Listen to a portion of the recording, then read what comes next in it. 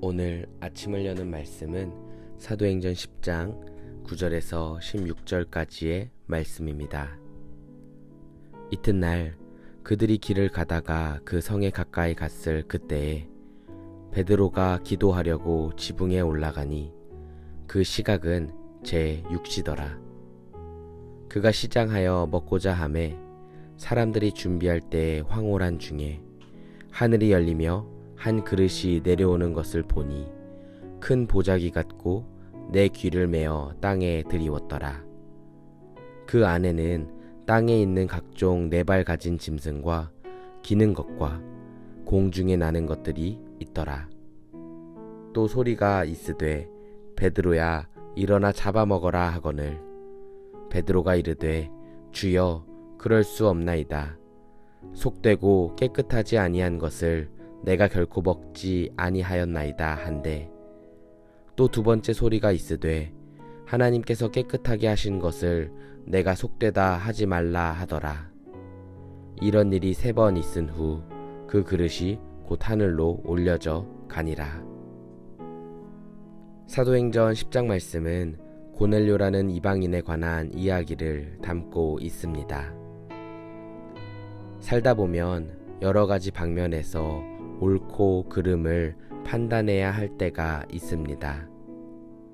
한눈에 봐도 무엇이 옳은지 분별할 수 있는 주제라면 그 내용이 참 쉽지만 그렇지 않은 문제가 내 앞에 찾아올 때면 그것을 분별하는 것이 참 어렵곤 합니다.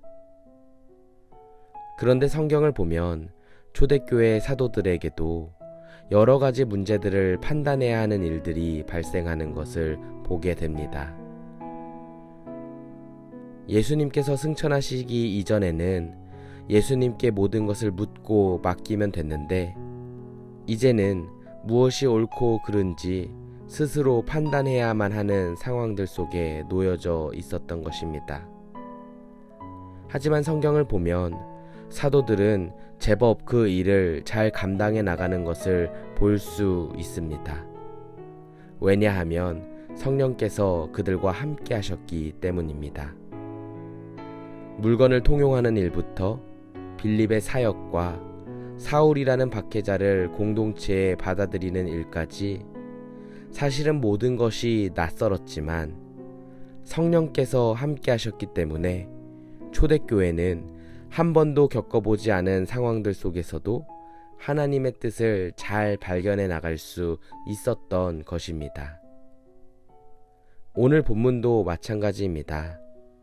하나님께서 고넬료라는 로마의 백부장을 통해 이방인을 향한 주님의 뜻을 베드로에게 보여주고 계십니다. 성경은 고넬료를 가리켜 경건하여 온 집안과 더불어 하나님을 경외하며 백성을 많이 구제하고 하나님께 항상 기도하던 로마의 백부장이라고 소개합니다. 그리고 하나님은 그러한 고넬료에게 찾아오사 하나님의 나라에 동참할 수 있도록 허락해 주십니다. 사람들을 욥바에 보내어 베드로를 청하게 하신 것입니다. 이와 비슷한 시기에 하나님께서는 기도하는 베드로에게 환상을 보여주십니다. 환상 속에서 베드로는 하늘에서 그릇이 하나 내려오는 것을 보는데 그 안에는 각종 네 발 가진 짐승과 기는 것과 공중에 나는 것들이 들어 있었습니다. 그와 함께 베드로에게 그것을 잡아먹으라는 소리가 들렸습니다. 이에 대해 베드로는 어떻게 대답했습니까? 속되고 깨끗하지 아니한 것을 내가 먹을 수 없다고 답했습니다. 하지만 이어서 들려오는 소리는 하나님께서 깨끗하게 하신 것을 내가 속되다 하지 말라는 음성이었습니다.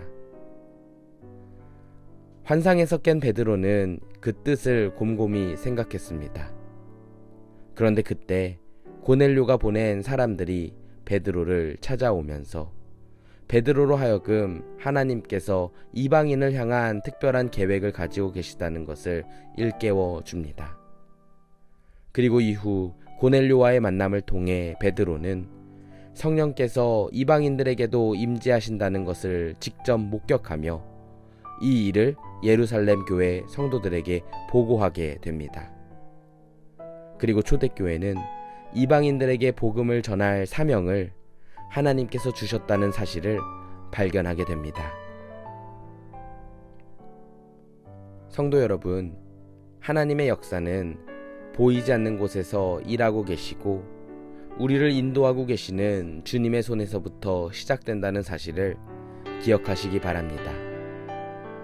오늘날 우리에게 이르기까지 복음이 전해진 것은 하나님의 뜻이요 인도하심 덕분이었음 또한 기억하시기 바랍니다. 그리고 우리에게 복음을 전할 사명을 주신 것도 하나님의 뜻임을 믿으시기 바랍니다.